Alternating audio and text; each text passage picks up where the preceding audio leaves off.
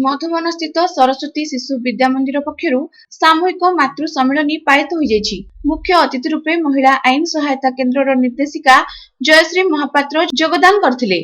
मातृभारती सभापति श्रीमती तनुश्री सामल, जुग्म संपादिका श्रीमती सुमित्रा रथ, विद्यालय परिचालना समितिर जुग्म संपादिका दीप्ति मिश्र, विद्यालय सभापति सुनील चक्रवर्ती, संपादक पुरुषोत्तम नायक, उपसभापति प्रसन्न कुमार नायक, सुधाकर मिश्र, प्रधानाचार्य सुरेश मिश्र प्रमुख अतिथि भावे जोग देथिले। प्रारंभ में वरिष्ठ आचार्य विष्णु प्रसाद पाणी अतिथि परिचय प्रदान करथिले। संपादक स्वागत भाषण प्रदान करथिले। विद्यालयर छात्री सुभद्रा पट्टनायक, सुश्री दलबेहरा, पूर्वी स्थित प्रज्ञा संबलपुरी नृत्य परिवेषण करथिले।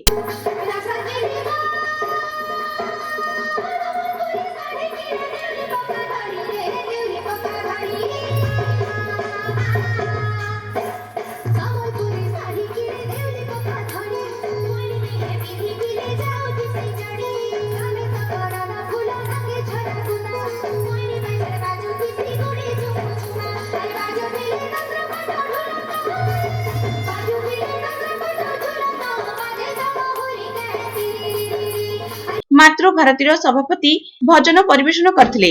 मुख्य अतिथि श्रीमती महापात्र कहिथिले जे शिशु पुत्र हेउ कि कन्या सेमानक उन्नति पई मां मानकर विशेष गुरुत्व रहिछि। एही अवसर रे पूर्वरु आयोजित झोटी और जगन्नाथ अष्टकम प्रतियोगितार कृति प्रतियोगी को पुरस्कार वितरण करा जायतिला।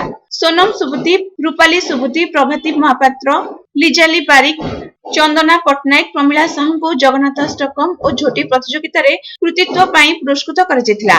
सह संपादक धन्यवाद अर्पण करथिले।